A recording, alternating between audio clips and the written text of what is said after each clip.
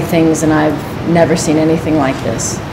And I have, as you've mentioned, been to Pakistan many times. I came first because of the generosity that the Pakistani people have shown the people of Afghanistan over the years, and as a host country.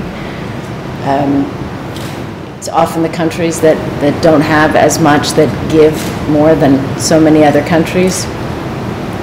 And now at this time we see it's the countries that cause less damage to the environment that are now bearing the brunt of the disaster and the pain and the death.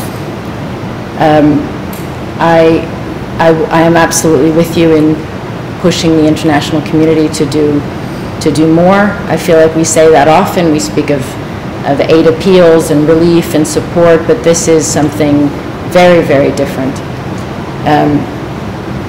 I think this is a real wake-up call to the world about where we are at. That climate change is not only real and it's not only coming, it's very much here. And even as somebody who's been a part of humanitarian aid for years, we often look at a crisis and we think of how to solve it, what we can do, what to rebuild, or how to help the children, or food. And now we're in a situation like this where it is, the needs are so great, and truly every effort is either a life or death for so many people.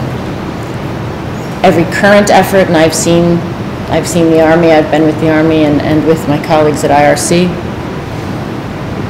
and I've seen those lives who were saved, but I've also seen those who I've been speaking to people and thinking if enough aid doesn't come, they won't be here in the next few weeks. They won't make it. Too many children, so malnourished, and then even if they make it through these next months with the winter coming and the destruction of the crops and the hard reality, I'm overwhelmed, but I don't even feel it's fair to say that because I'm not living this. So I just simply try to speak out and help. I really can't imagine what it feels like to be there. I see the very thought out,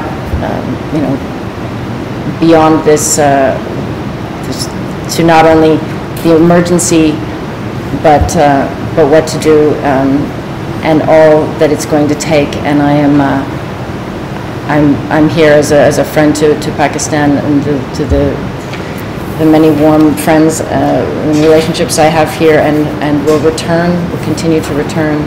My heart is very, very much with people at this time.